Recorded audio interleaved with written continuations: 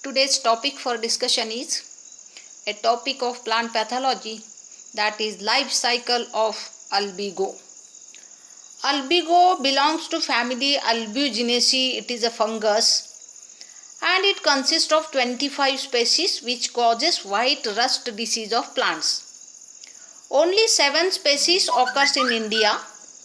All the species of albigo are obligate parasite. What is obligate parasite? That means that requires a living host for their survival and development. The pathogenic organism that survive only on living plants, that is described as obligate parasite. Okay. The albigo candida is also known as Schistopus candidus, and it attack all the plants of family Cruciferaceae such as radish, mustard, cabbage, cauliflower. Besides this pathogen albigo that also infects the potato and morning glory plant and some other plants of family Compositae. Okay. This pathogenic organism which causes disease to the plant, it produces a specific type of symptoms on plant. The fungus infect the leaf, that infect the inflorescence, that infect the branches. Except root system, the fungus infects all parts of the plant. Okay. It produces white colored dot like symptoms which are also called as blisters. Okay. And the white blisters are more distinct on the lower surface of the leaf. In severe cases of disease development, the entire inflorescence of plant get deformed or that becomes abnormal. It shows galls on the floral parts, gall-like structure, that is swelled structure, and these galls swell up to 12 to 16 times than the normal size. The leaves become succulent and distorted. These are the symptoms of albigo on the infected plant. And the infected floral organs shows hypertrophy. Hypertrophy, that means excess growth of the affected part. That is the floral organ on which the pathogen occurs. After infection, the floral organ becomes fleshy and that turn violet in color. At later stage of disease development, it is very easily recognizable because of white, smooth pustules on the entire plant parts. Pustule means it is a group of spores which is known as pustule. Okay. And the white pustules mix to form a large patches of rusty symptoms. Gradually these patches turn powdery. Okay. The disease is named as white rust disease because of white color of the pustules. Let us see how is the mycelium of albigo candida. Albigo, it is a fungus. Let us see how is the mycelium. Mycelium, it is the thallus of the fungus. Let us see how is the mycelium here. The mycelium of albigo consists of non-septate hyphae. Hyphae, it is a thread of mycelium. Many hyphae together known as mycelium. Okay. Mycelium, it is the thallus of the fungus. Okay. The non-septate hyphae are also called as cenocytic hyphae. The mycelium occurs in the intercellular spaces of infected leaf tissue and it absorbs food material from the host cell by sending hostoria. The protoplasm of hyphae that consists of granular cytoplasm. The nuclei which are present in the hyphae, they are freely distributed in the cytoplasm. There are many nuclei, oil globules and glycogenes are present in the cytoplasm of the hypha. Okay. The hostoria, these are the sucking organs, food sucking organs of the fungus. The hostoria of albigo are short, knob-like structures, and these knob-like structures penetrate into the cell wall of the host for the absorption of the food material. Okay. And within the host cell, the hostorium enlarges at a tip and looks like a button or spherical structure. And the function of hostoria is sucking of food material from host cell for the growth of its parental hyphae or parental fungus. Okay. This fungus also reproduces by asexual and sexual reproduction. This fungus reproduces asexually by forming sporangia and sexually by forming gametes fusion of gametes, fertilization, etc. Okay, let us see the reproduction in Albigo candida. Let us see asexual reproduction in Albigo candida. Albigo reproduce by asexual method by forming sporangia. Asexual reproduction in albigo takes place when mycelium reaches to maturity. Initially, a mycelial mat is developed just below the epidermis of infected host leaf. From such a mycelial mat, several vertical hyphae grow, which are called as sporangiophores. The sporangiophores are short, upright, thick-walled structures. These sporangiophores contain dense granular cytoplasm and 5 to 6 nuclei. At the tip of sporangiophores, a chain of sporangia is produced in basipetal succession. What is basipetal succession? That means the lowermost sporangium of the chain is younger than the uppermost sporangium. Such type is described as formation of conidia in basipetal succession. Okay, and in this way, each sporangiophore consists of a chain of sporangia at its tip, as shown in the photograph, and each spot or postule consists of a cluster of sporangiophores, and each sporangiophore is having a long chain of sporangia. A sporangia in a chain are held together by small mucoid pad-like structure, which is known as disjunctor. Disjunctor is situated between the sporangia, and disjunctor is a gelatinous pad-like structure or disc-like structure.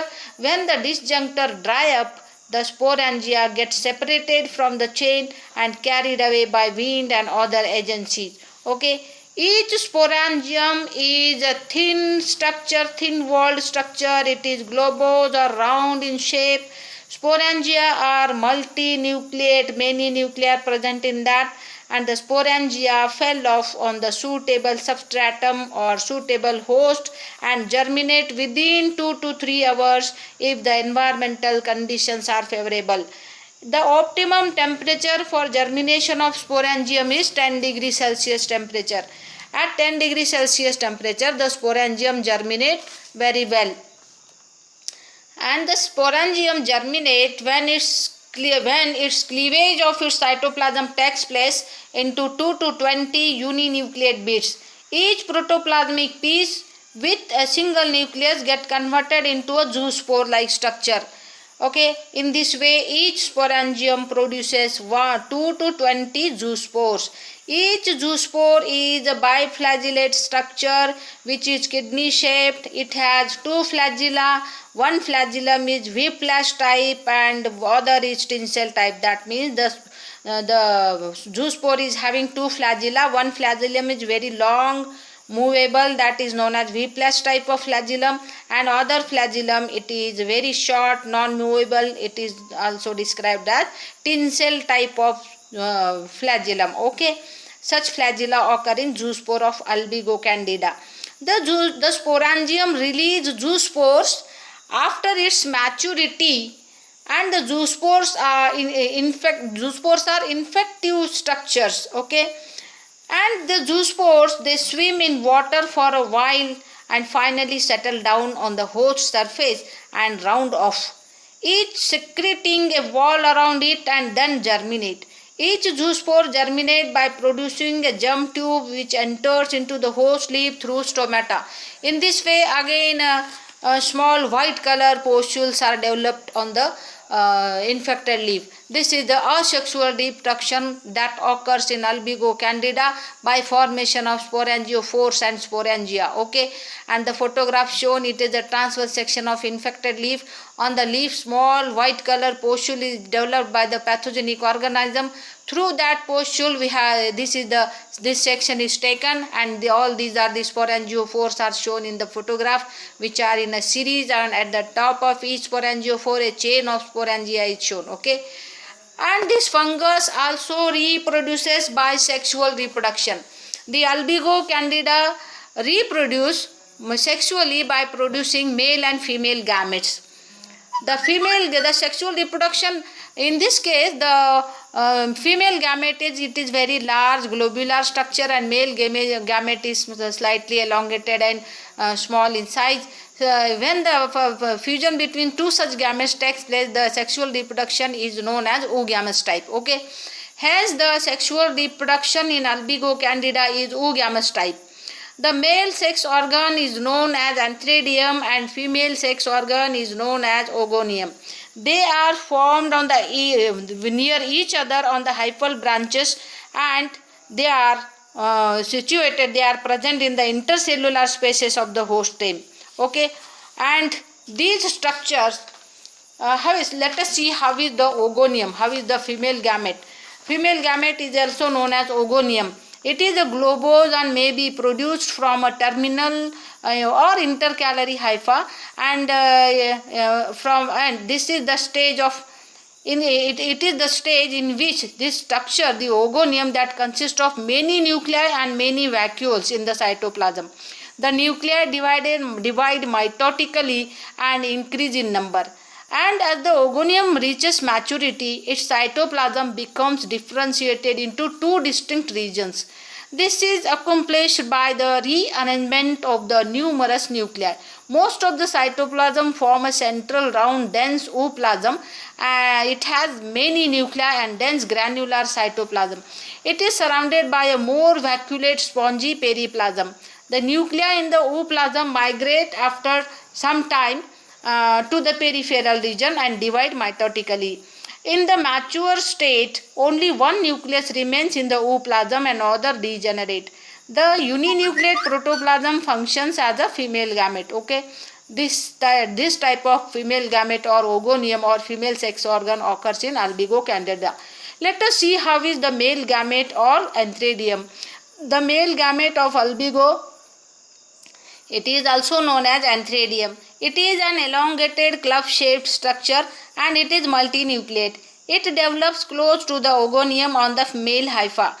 The hypha which produces male gamete it is known as male hypha, which swell up into a club-shaped structure, and it then cut off by a cross wall from the rest of the male hypha. This forms the antheridium. It contains several nuclei, but only one nucleus is functional, and the antheridium comes in direct contact with the ogonium at the side, and this is the male gamete. Okay, and let us see fertilization, how the fusion of the gametes takes place. At the region of the contact of antheridium and ogonium, they get fused and the wall between them get dissolved, and all the content of the antheridial cell is migrated to the cell of female gamete, that is ogonium, and the nucleus of the antheridium get fused with the nucleus of the female gamete, and a diploid nucleus is developed. Now this structure it is known as oospore, because it consists of diploid nucleus and it is a oospore. And this oospore, it has a diploid nucleus. It has a thick wall that remains dormant for some duration, and in favorable condition that germinates and produces, that germinates on host. Whenever it comes in contact with the host, that germinate and produces a disease. This is the oospore it is the product of the sexual reproduction, and this is the sexual reproduction occurs in Albigo candida by producing male and female gamete. Fusion of gametes takes place, then oospore is developed. Oospore is infective, that remains in soil for long duration. Whenever it comes in contact with the host plant, that causes diseases. This is the life cycle. Okay, this is sexual reproduction is Albigo candida. Next, thank you very much. Save trees, save earth.